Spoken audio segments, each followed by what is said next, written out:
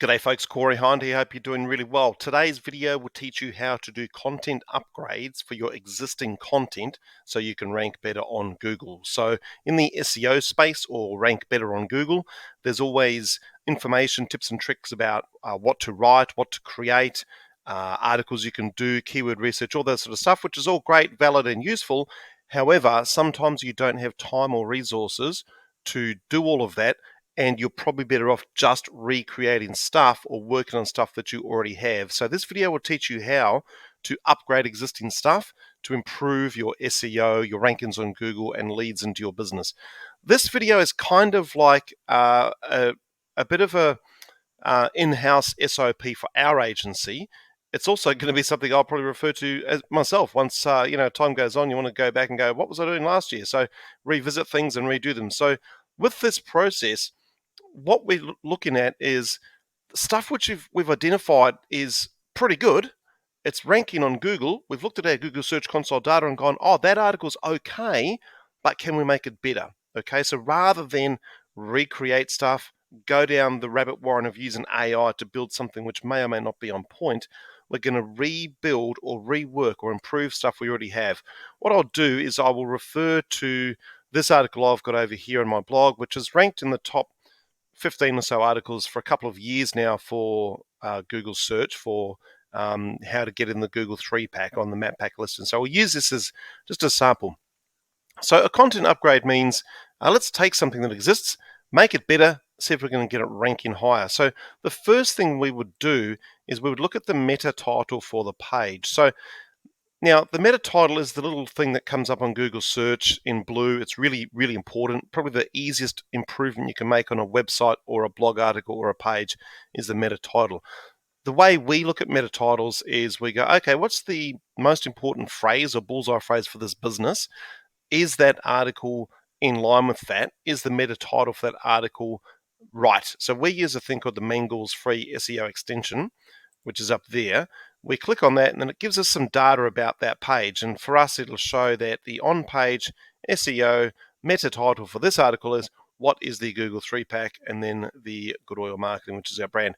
So we look at the meta titles on pages, articles, etc., and we think, okay, is that good? Is it, first of all, not just saying something like about or home or contact us? Does it relate back to the most important phrase for the business? It doesn't have to be the exact bullseye phrase, but it should link to that or relate to that, and specifically to that article as well. So the first thing we do is we look at the meta titles and we just use our SEO nous and go, is that on point? Now, similar to that, we do the same thing with the H1 title. So if we go back to this article, we do the same thing again. We're going to pull up that information, and if we go down to headings, it'll tell us that the H1, the number one heading for that article, is what is the Google 3-pack. So that's on point with Google 3-pack for this article. It's an article about the Google 3-pack. The meta title, the H1, both relate to Google 3-pack. So we use that tool and we make sure, first of all, that there's only one H1 for the article, and is it in line with the bullseye phrase? Is it on point? So we want to make sure that's in line as well. The next thing we do is we go to the article and we make sure that that keyword is mentioned in the first paragraph. And you'll see it right here, the Google 3-pack.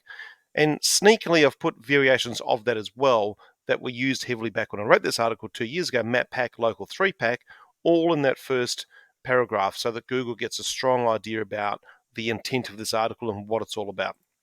So go back to your articles, make sure that those three are in line, because Google picks up on that, and it's a key indicator as to their algorithm saying, what's this all about? Should this rank or should this not? The next one we look at is internal links. So are there internal links in the article? So we've got one there which is internally linked to our Contact Us page. We've got a few more down the line. There's one here which is our Substack. Actually, that's not an internal link. In fact, I think this article could probably have more internal links, if I'm honest. I think I could go back and pop some more links in there and improve that. Okay. Now, in fact, as I look at this article, I think it's probably short in a few areas. So it's good that I've revisited that. So I go back to an article and I think, okay, what else have we got that people should be looking at or is related to that article? And the Google algorithm will go, oh, these links back to these pages are useful. They tell us more about the page, the intent of the page. So make sure that you've got some internal links to your own content. Internal links are links back to your own stuff. Okay. Then we would look at an article and think, okay, what else can we add to the article to make it more of a ideal search result that Google would like to present? Can we add any images? Can we add any graphs or any videos or data? Maybe a YouTube video would be a good idea. So is there anything we can add to it? Now, you might see some articles on your blog or your website and go, oh, that's ranking okay. Maybe it should rank higher. The words are really good. I've got the best dot points. I've got the FAQs. I've got a good checklist. Maybe a couple of images and or a video is all it needs to improve it.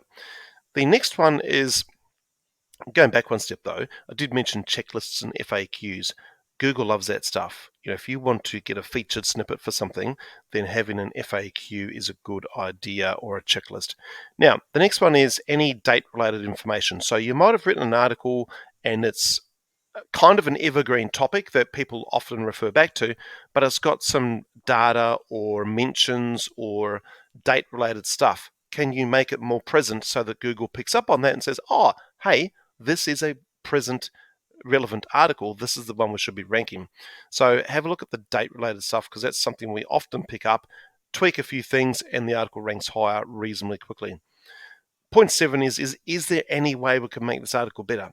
Have a look at the other articles that are outranking yours and think, okay, how can mine be better based on the top 1 or 2 on Google right now? What am I missing? What have they got that I don't have? Have they got more words? Have they got more spacing?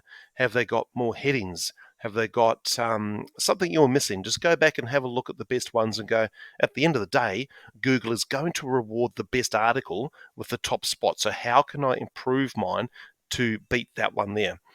Now, something else that's come to light in the last few weeks with some really important SEO research that came out from a guy that we all love and respect called Cyrus Shepherd. He's an SEO guy we all follow. Having more contact us details on your page. So Google wants to know that you are real and you are relevant and you are contactable and who you are before they present data or articles or pages. So if you can have more contact us details, maybe a contact us tab or button or form at the top and at the bottom, that's useful because Google says, oh, okay, this is a real person, this is relevant stuff, so we need to do that. The other one related to that is having author information. Now, for example, I've got a client over in the States who has got lots of older blog articles that I'm updating at the moment.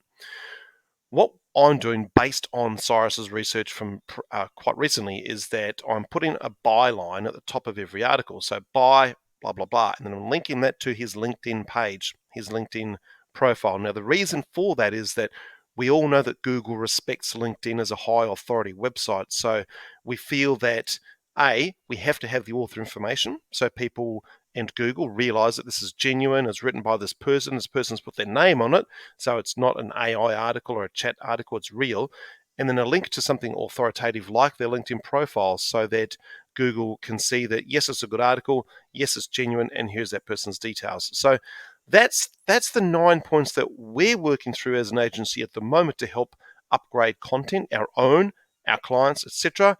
That's a process you can work through as well. And look, if you're not sure about any of that stuff, just pop in the comments below and ask, what do you mean by this? What do you mean by that? Because, some of the SEO work and ranking higher on Google is slow, it's laborious, it takes time. That's the way it is with Google. Ranking on the top of Google is not easy. It takes time. It's hard. You must keep going. So thanks for watching. Please do subscribe, ask any questions, and share this with anyone as well. Thanks. Bye for now.